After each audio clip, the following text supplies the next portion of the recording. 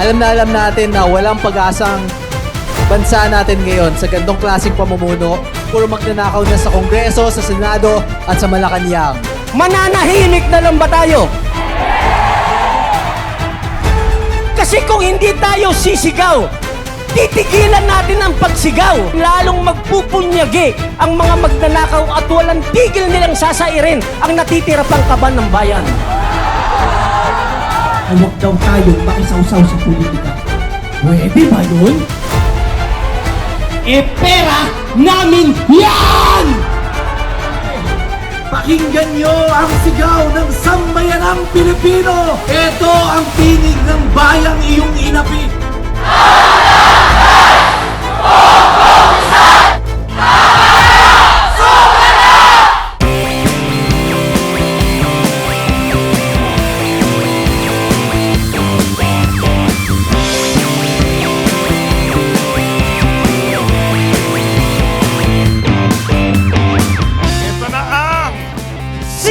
May sabi! Hindi ko po makakalimutan na makita ng inyong mga ngiti. Maya, yung ama, kahit kayo po mag-alamano. Sino po ang nagsabi? Ibigin bangag!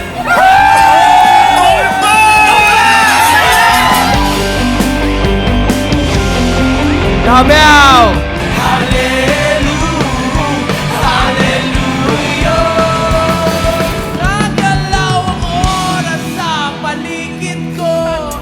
Sa personal na interes, kung walang tinatago, bakit kami maiinis? Kasi imbis masumpungan na ng masa ang katarungan, ang mga naiiwan sa atin ay katanungan. Pinoy ako, Pinoy tayo.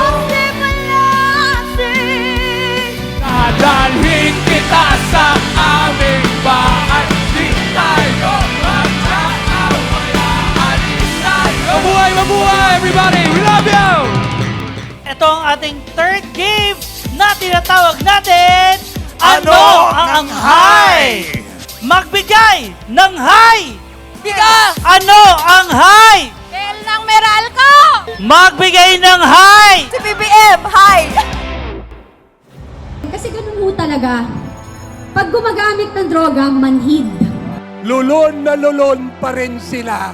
Kaya wala silang pakialam sa paghihirap at galit ng mga tao. Lubog na po tayo sa kahirapan.